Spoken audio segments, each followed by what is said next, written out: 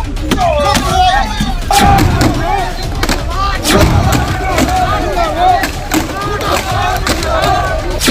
दोलोआव मासिगिरि एबा बिबानखौ लानानै गावजों गावनो सियार बुख्रुबलायनायखौ नोंथांमोना गोबां नुबोबाय आरो बेफोरबायदि जानायखौ लानानै UPPL नि माखासे दैदेनगिरिफोरा दासिमबो गोरोबनायाव फैयाखै नामा? माखासे UPPL नि बिबानगिरिफोरनि अजद बायदिब्ला रायजो राजाजों लोगोसे इयुथ वमेन गैयालासेनो सानै साथामजों चेयारमेन बिनायनि अजद।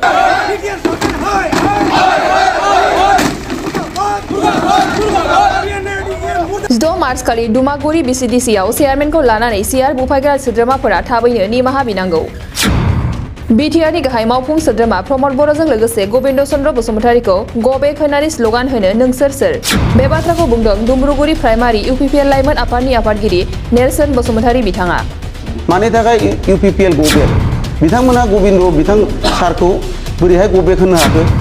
वमेन्सजों लोगोसे इउथ मेम्बार आरो गामिफोरनि रायजो राजाफोरा गोजोननाय मोन्दों गोदानै बिबान मोननाय दुम्रुगुरि BCDC चेयारमेन जेकिसान बसुमतारी बिथांखौ।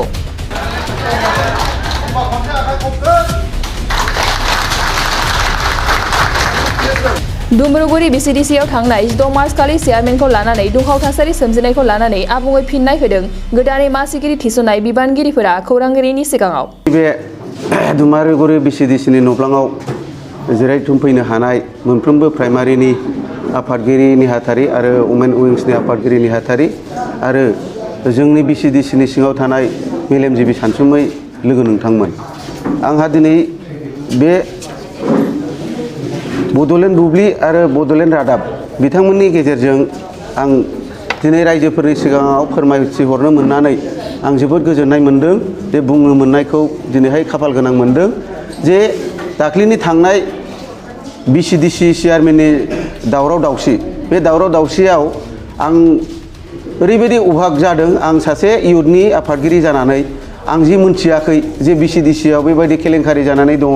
BCDC आव बेबायदि दावराव दावसि जानानै दं। आंनि आफादगिरि एबसेन्सआव बोरैहाय बेफोरबायदि जोंनि UPPL नि सम्पति सियार टेबोल बुफायनानै बोरैहाय बेबायदि बिना इनफरमेसनै बेबायदि खामानि मावनो हाखो, आं बे बिथांमोननि सायाव बिराद जोबोद दुखु मोनदों गावनि गोरबो बिखाजों जे जोङो UPPL नि सम्पतिखौ सोरबा सासे आफादगिरि नेहाथारिनो पावारखौ गासैबो टटेलि हगारजोबनाय जाया, जायनि फलावहाय जोङो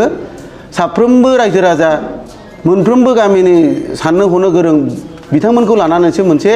प्राइमारि जायो, मोनसे BCDC जायो। बेनि गेजेराव सोरबा सासे सानैजोंनो जे चेयारमेना ओरैबायदि जानांगौ, चेयारमेना आं लुगैनाय बायदि जानांगौ, जों बेबायदिखौ मोजां मोनाखै। इयुथनिफ्राय जोंनि एबसेन्सआव बिदि मावनाङामोन, आं बेखौ गोख्रोङै फोरमायथि हरदों। जायफोर बिथांमोनहा बेफोरबायदि मावदों बियो गोख्रै जोंनि सिगाङाव बा जोंनि UPPL नि गेजेरावहाय थाब गोख्रोङैनो कनसिडार लानांगौ। बियो मा जाहोननि थाखाय जायामोन, मानि थाखाय बे गावनि लुगैनाय बायदि खामानि मावनो लुगैदों, जों बेफोरखौ सं दानगासिनो दङ। आरो जोंनि इयुथनिफ्राय आं बेखौनो बुंहरगोन जे बिना एबसेन्सै बेबायदि मावनाया थिग जायाखै, जायनि फलावहाय मोनफ्रोमबो मोनसे पार्टिया इयुथ वमेन्स उइंस बा पेरेन्ट बडिखौ लानानैसो मोनसे पार्टि जायो। दा बे बेलायाव इयुथखौ नारखारनानै बबेबा पेरेन्टखौ नारखारनानै जे बेबायदि सियार बुख्रुबनाय, बबेबा गावनि पार्टिनि सम्पति बुख्रुबनाय, जों बेबायदिखौ गोजोननाय मोनाखै। जाहाथे बेफोरबायदि अरायसम जाबाय थाया। आरो बेखौ आङो फंनैसो बुंहरबावनो लुगैदों जे चेयारमेन फैनाय आरो थांनाय बुस्थुआ सोरबा सासे लुगैनाय बायदि जाया, बे जाहैबाय पार्टिनि डिसिसन। दिनै पार्टिनि डिसिसन बायदियैनो जोंहा जोंनि जेकेसां बिथाङा दिनैहाय फैनो मोन्दों। दिनै बे सासे सानैया बिबान मोन्दों होननानै जोंनि लुगैनाय बायदि जानांगौ होननानै बिसोरबा सासे लुगैनाय बायदि जाया, बे जाहैबाय पार्टिनि डिसिसन। दिनै पार्टिनि डिसिसन बायदियैनो जोंहा जोंनि जेकेसां बिथाङा दिनैहाय फैनो मोन्दों। दिनै बे सासे सानैया बिबान मोन्दों होननानै जोंनि लुगैनाय बायदि जानांगौ होननानै बिसोरो गावसिनि डिमान्ड मथे जानाङा, आं बेखौ बारंबार बुंबाय। आरो जायफोर बिथांमोनहा बेफोरबायदि मावदों बे गोरोन्थिनि अनगा जेबो नङा। बिथांमोनहा गोख्रैनो जोंनि गेजेराव मोजाङै सावरायलायनांगौ। आरो आं बेखौ बुंबावगोन जे मा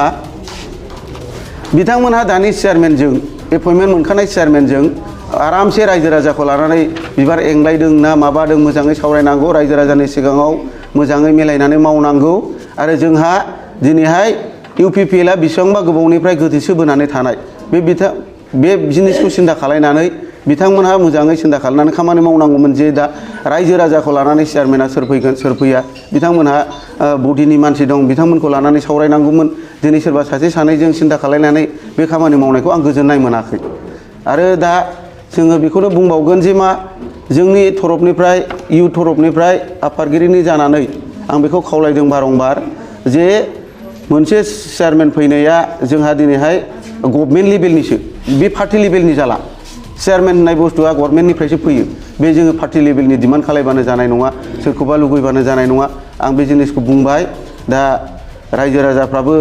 बिथांमोनजों सापर्ट गैया आरो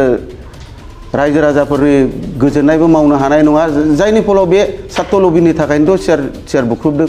सात्र लबिनि थाखायनो सोरबा सासेखौ नांथारगौ होनदों दिनै सोरबा सासेया खामानि मावनो हागोन बायदिखौ नुहुरनानै खामानि मावनायखौ आं नुवाखै मानो होननानै बुङोब्ला सासे सानैजों जमा लानानै खामानि मावदों दिनै पार्टिनि सम्पतिखौ हांगार खालायबाय पार्टिनि जिनिसखौ बिसोर बुफाय बुसि खालायबाय रावनावबो गोजौआव आदेश लायाखै सोरबा ब्लक प्रेसिडेन्टनावबो आदेश लायाखै सोरबा TLCC चेयारमेनावबो आदेश लायाखै सोरबा डिस्ट्रिक्ट लेभेलनावबो सोरनावबाबो सोंहराखै जों ओरैबायदि दुखु मोनबाय ओरैबायदि माबाबाय गावसोरनि सानै साथामजों साननानै बे जिनिसखौ मावनाय जादों आरो दा बे जिनिसखौ खुब दुखु मोननाय फोरमायहरदों आङो आंनि तरफनिफ्राय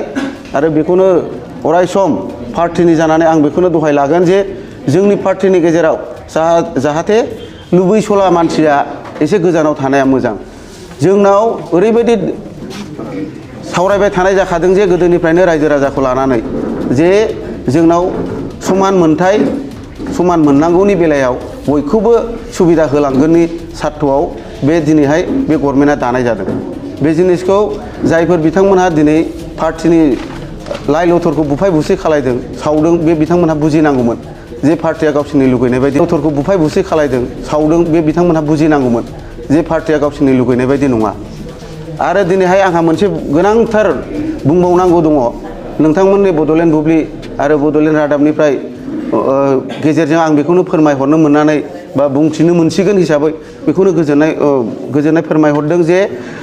बिथां गबिन्दआ बे सानैसो साथामसो लिडारनि थाखाय मा मावामोन UPPL आरो मा मावामोन मानि थाखाय UPPL गबेक बिथांमोना UPPL आव थानानै UPPL खौ बोरै गबेक होनो हाखो बिथांमोना गबिन्द बिथां सारखौ बोरैहाय गबेक होनो हाखो बे बिथांमोना UPPL आवनो थानानै UPPL निखौनो फोरसा फोरसि खालायनो नागिरदों नामा सोरबा गावनि सार्थ लुबैनो थाखाय दा बे बिथांमोनहा बे जोबथा गोरोन्थि जादों बेखौ उथायनानै लानांगौ बिथांमोनहा UPPL आवनो थानानै गुलुं गुजुं खालायनाया थिग जानाय नङा मानो होननानै बुङोब्ला सासे डिपुटि चिफआ बा सासे मोनसे UPPL दल हान्जाया सोरनिबा सानै साथामजों हारसिङै सावरायनानै सोरबा जेकेसां बिथांनो एपइन्टमेन्ट हरदों सोरबा गबिन्द साराबो हराखै सोरबा जोमै साराबो हराखै एसे हल पार्टिजों सावरायनानैसो मोनसे चेयारमेन गभर्नमेन्ट लेभेलनिफ्राय फैनाय जिनिसखौ खामानि मावनो हायो गबिन्द सारखौ जे गबेक होनो हाबाय UPPL खौ जे गबेक होनो हाबाय बिसोर मा राइट्स दंमोन बिसि गिदिरनि मानसिमोन बिसोरो जे सासे डिपुटिखौ जे गबेक होनो हालायनाय बिसोरहा बेसेबां गिदिर पावार दं बे जाथायनि थाखाय बिसोर कनसिडार बिनांगौ आरो UPPL गबेक होनायनि थाखाय कनसिडार बिनांगौ बिसोरो गावसिनि सार्थ लबिनि थाखाय मावदों बे जिनिसखौ आं बुंनानै दोनथ'नाय जाबाय मोनाबा बिबान ओंखारनाय खोथा बुंदोंमोन मा बुंनो सानो सासे इयुथनि आफादगिरि जानानै बिथांमोनहाथ' दिनैहाय जोंनि नुनायाव बिसोरो दाख्लि गावसिनि सार्थ लबिनि थाखाय चेयारमेनखौ गावसोर लुगैनाय बायदि मोननो लुगैनायनि थाखाय दिनै चेयार बुख्रुबनाय समाव बुंदों बा ससियेल मिडियानि गेजेराव बुंदों बा रिपर्टारफोरनि सिगाङाव बुंदों जे गावसिनि मोननांगौखौ लुबैनानैसो उमुगनो होथारनांगौ होननाय जादों बिबानखौ आं गारनोसै होननाय जादों दिनै जों नुदों जोंनि सिगाङावबो बुंदों बिसोरो बा सोरनिबा सिगाङाव बुंबाय जे जायो मिलायलायनानै मावनोसै बे जिनिसखौ ओरैनो रागानि सक्तियाव बुंनाय जे गावसिनि लुबैनाय बायदि नांथारगौ आंनि साननायावथ' ओरैसो जे बिसोरो बेखौ दोनोबा चेयारमेनाव मा फैयो बेखौ जों एसे 90% फैयोबा बिसोर 50%खौ गावसोर मोनजानो लुगैनानै रायजो राजानो 40% होनाय बे स्टाइलखौ लानानैसो बिसोरो बे जिनिसखौ रिजेनेसन होनायनि पलिसिबो लादोंमोन दिनैनि दिनावहाय आङो बिसोरखौ रिजेनेसन होगोनखौ नुवाखै दिनै गावसोरनो एसे बारबाय हामबाय रायलायदों जे गावसोर सार्थ लबिनि थाखाय बे जिनिसखौ बुंदोंमोन दाख्लैसो जानाय दावराव दावसिखौ आं जेबो मिथिया नाथाय आंनो फन हरदोंमोन आं फैनाय जायाखै बिनि थाखाय आं निउसखौ नुनानै आङो दावराव दावसिखौ खोनानानै आं गोसोआव गाज्रि मोनदों मानो होनना बुङोबा बेफोरबायदि दावराव दावसि जानाङामोन दिनै जोङो 17 बोसोर बेसेबांबा गोबावनि उनाव जोङो दिनैसो जों गभर्नमेन्ट जाबाय UPPL आव जोङो गांहाब उखैहाब बेसेबांबा खस्थ' मोनबोदोंमोन नाथाय साफा सानै मानसिया बेबायदि खालामनांगौ दरखार गैयामोन आं गोसोखौ गभर्नमेन्ट अफिस जानानै आफादगिरि जानानै आं गाज्रि मोनदों मानो होनना बुङोबा दिनै बेबायदि दावराव दावसि जायोबा जोंनि गामियाव जोंनि मुलुगुरि प्राइमारियाव खामानि मावनांगौ इसिबां बुरजा दङ गोबां दं सोरबा पेन्सन बेसननि खोथा दं बायदिसिनानि खामानि मावनांगौ दायथ' दा नोङो गभर्नमेन्ट जानायनि उनाव बेबायदि दावराव दावसि जायोबा मानसिनि मेगननि नोजोराव गाज्रि सोमजियो एबा गाज्रि नुयो दा आं गोसोखौ दुखु मोनदों दा बेनिखायनो आङो दा चेयारमेन गोदान दा बेखौनो आङो जे किसान बसुमतारी बेखौ आङो गोसो गोरबोयै हांख्रायहरनाय आरो मोजां अननाय आंनि गोसो गोरायै हांख्रायहरनाय जाबाय आरो आङो अननायजों लोगोसे जाहाथे मोजाङै मोजां खामानि मावलांनो हायो रायजो राजाखौ लानानै आं बेखौनो आंनि दा वमेन्सनि आफादगिरि जानानै आं बेखौनो फंनैसो बिबुंथि लानाय जाबाय क'क्राझार राजमेला फोथाराव रायजोआरि आखाइ इसान दिन्थिफुंनाय बे दिन्थिफुंनाया 7 मार्चनिफ्राय 20 मार्चसिम सोलिगोन हारिमुआरि दानाय लुनाय आर'नाइ गामसा दख'ना जि जोम दिन्थिफुंनायजों लोगोसे बायनो हागोन गोसो गुदुं बिथांमोनहा क'क्राझार राजमेला फोथाराव फैनानै गोनांथि जानाय आर'नाइ गामसा दख'ना मुवा बेसाद आरो जि जोमफोरखौ बायफैनो हागोन